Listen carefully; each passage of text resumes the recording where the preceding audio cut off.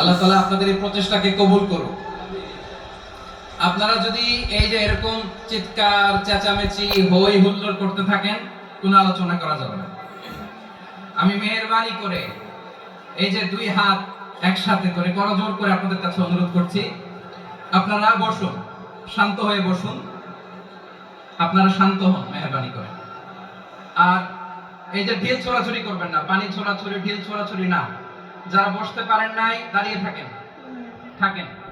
আজকে আমরা সবাই দায়িত্বশীল, আজকে সবাই দায়িত্বশীল।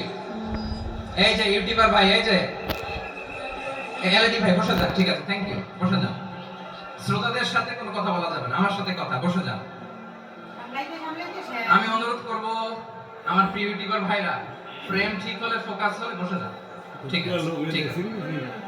পেকোয়ার ভাইরা, তোমরা আজকে ইতিহাস গড়েছো।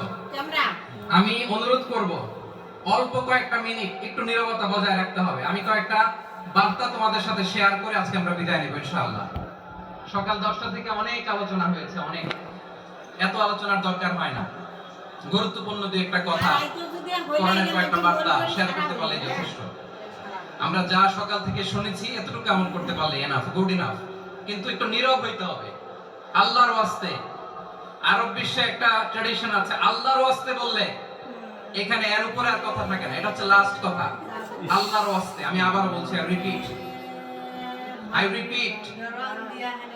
এই যে তোমরা সবাই young, the Gen Z of Pekua, তোমরা বাংলাদেশের চিত্র পাল্টে দিয়েছো।